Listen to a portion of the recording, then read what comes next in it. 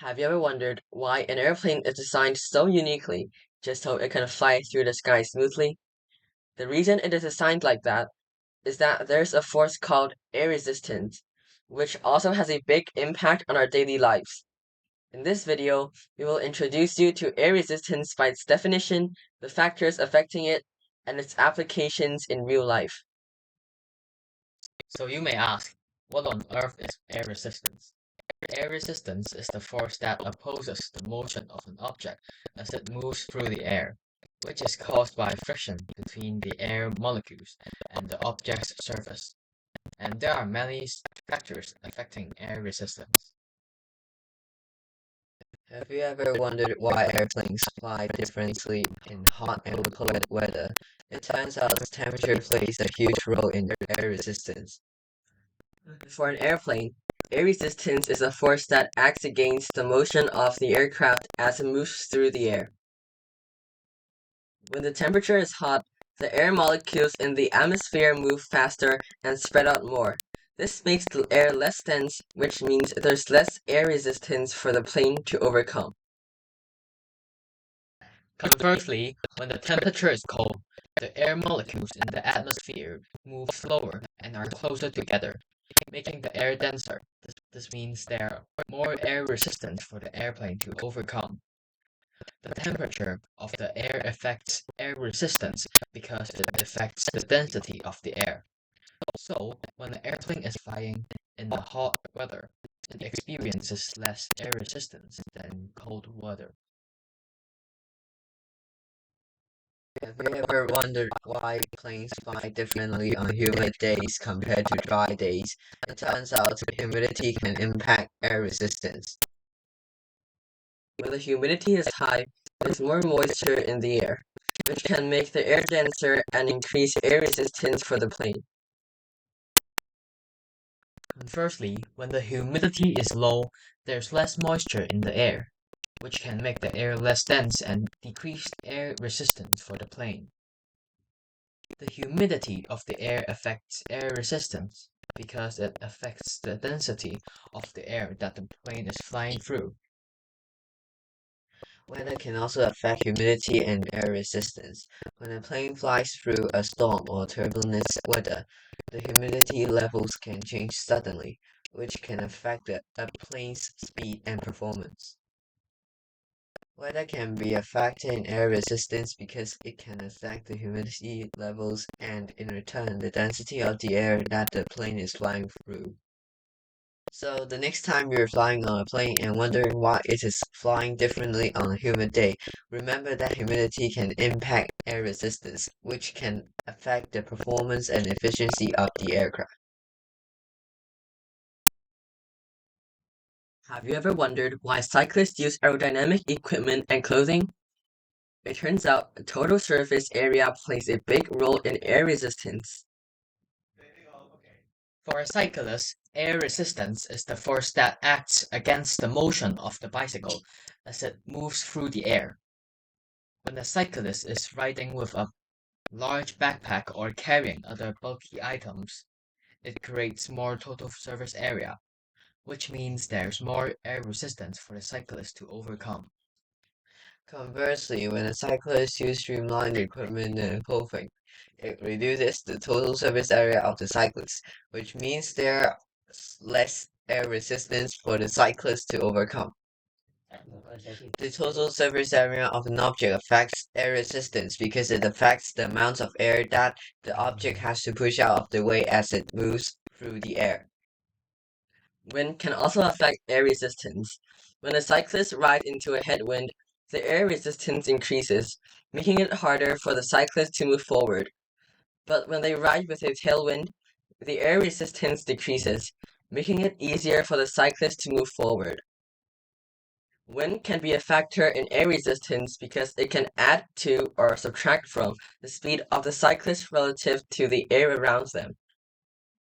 So, the next time you're cycling and trying to improve your performance, remember that the total surface area affects the air resistance, which in turn affects the speed and effort required to move forward. Choosing streamlined equipment and clothing can help can help reduce air resistance and improve your overall efficiency.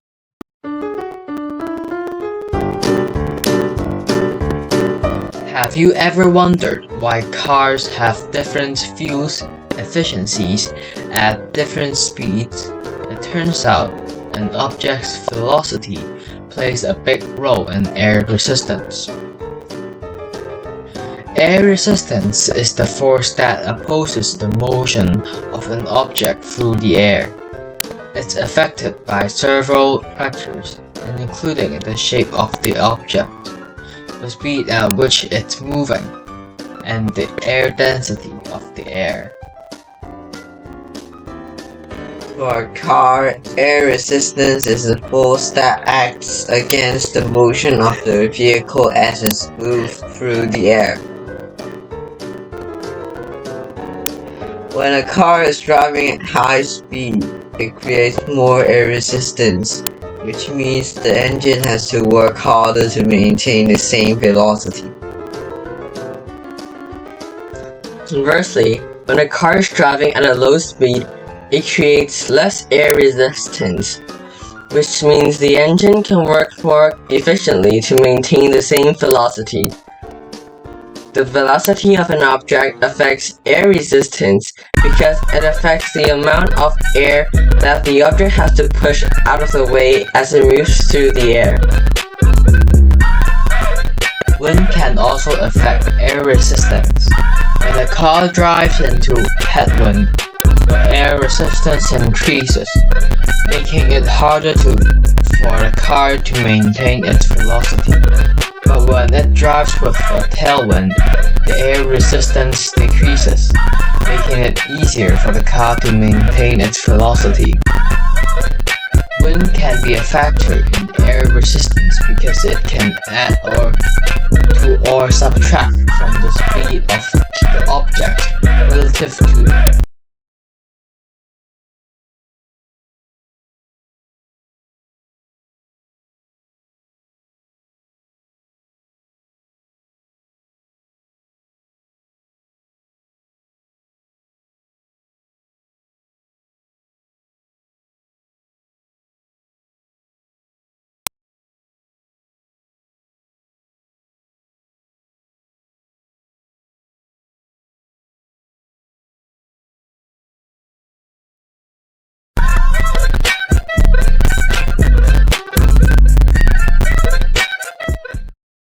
Have you ever heard the myth that heavier objects experience more air resistance than lighter objects? It turns out there is no connection between mass and air resistance. The mass of an object doesn't affect air resistance. Two objects with different masses will experience the same amount of air resistance if they have the same shape and are moving at the same speed through the same density of air. An example of this is a feather and a bowling ball falling through the air. Even though the bowling ball has a greater mass than the feather, they both experience the same amount of air resistance as they fall through the air. For a car, air resistance is affected by the shape of the car, speed at which it's moving, and the density of the air. The mass of the car doesn't impact air resistance. However, a heavier car may require a larger engine to maintain the same speed as a lighter car.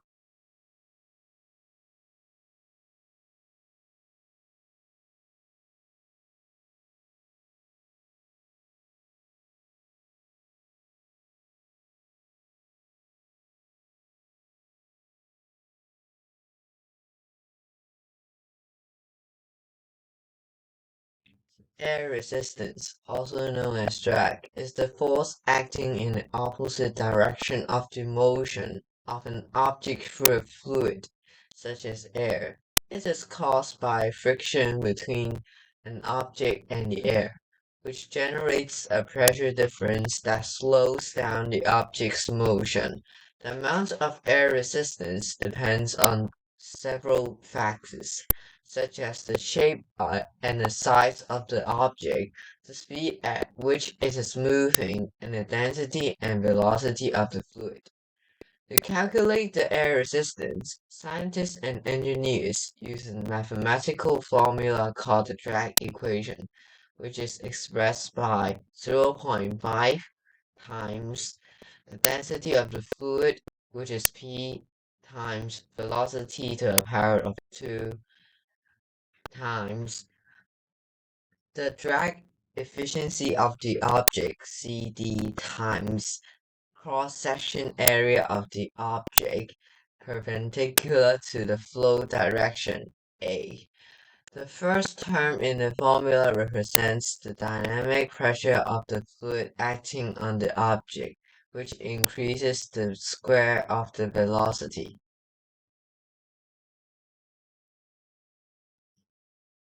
The air resistance formula is used to predict the amount of air resistance an object will experience under various conditions. The density of the fluid, P, is affected by temperature, pressure, and humidity, while the drag coefficient of the object, CD, is determined experimentally through wind tunnel testing. The cross-sectional area of the object perpendicular to the flow direction, A, is also affected by the size and shape of the object and is a measure of the amount of fluid that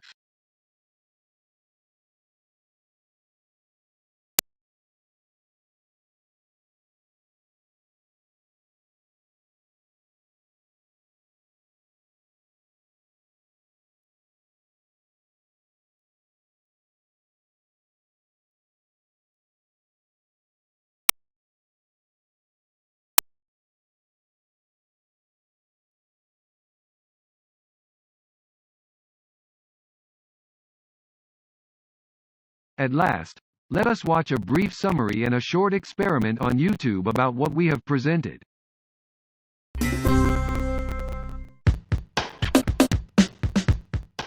Hi guys. You know, sometimes in science we describe things according to properties, and properties are when you describe things according to their color, their shape, their texture, their size. Like a property of me is I'm extremely beautiful and handsome, right?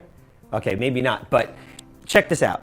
Here I have two sheets of paper, right? Now if you look at them, they're exactly the same. Same color, same shape, put them together, same size, hold them side by side, they're exactly the same weight. But now I'm going to change a property just on one of them. I'm going to take this piece of paper and I'm going to crumble it as hard as I can. Just going to squeeze it and squeeze it and squeeze it and make a very, very, very tight ball of paper. Now, if you look at these two sheets of paper, okay, and I asked you a question, I guarantee you're all going to get this question wrong. Which one weighs more? Is it A or is it B? Now, most of you are going to say it's B. And actually, they're exactly the same. All I did was change its shape. I didn't change its weight. Think about it. If you weigh 50 pounds and you put your hands in the air, you still weigh 50 pounds. If you're jumping into a pool of water and you turn your body up really tight and you're doing a cannonball, you put all of that weight into a small space, but you still weigh 50 pounds. The weight didn't change, I changed the shape. Now, I have a cool little fun story I like doing with these papers. I'm a little weird, but let's just pretend that these papers talked. And these papers lived in Paper Town. And all of a sudden you have this big guy walking and he's like, and you got this small little guy walking. He's like, hey, what are you doing? Nothing. Why don't you move out of my way? Do you know who you're talking to? Yes, someone very big. What? And very ugly. Now, of course, these papers get into this huge conflict, and then they get into this competition. They're going to have a race. So they climb on top of a mountain. The loser has to leave town. And the race is this. This guy thinks because he's bigger, he's going to hit the floor faster. So they climb on top of the mountain. Okay? Now remember, the loser, okay, has to leave town. Now let me ask you a question. If I drop these two sheets of paper at exactly the same spot, I'm changing nothing. I'm not forcing them. I'm just going to let them go. And the only thing that's different is its shape. They're the same exact thing. And I let it go. Which one is going to hit the floor first? A or B? Make a prediction. And now let's see. 3, 2, 1. Was your prediction right?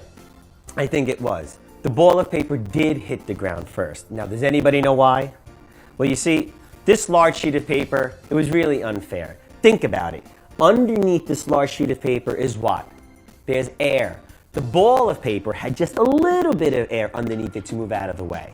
This large sheet of paper, as he was falling, was moving through the air like doo-doo-doo-doo, doo-doo-doo-doo, doo-doo-doo-doo, where the ball of paper had just a little bit of air to move, and it kind of was like, woohoo, super fast. Now think about it, okay? That's what air resistance is. The air is resisting. There's resistance. So this paper has to move all of the air out of the way, and the bigger the surface, the more the air, the more resistance, the slower it falls. Now, as you saw, the large sheet of paper did move really slow. The ball of paper did move rather quickly. And you guys can do this experiment at home. Try really big sheets of paper. Try really small sheets of paper. And ultimately, you're going to realize that the object that moves super slow through the air is the object that is extremely air resistant. And the object that moves extremely fast through the air is the object that's not air resistant. So now you know a little bit about air resistance.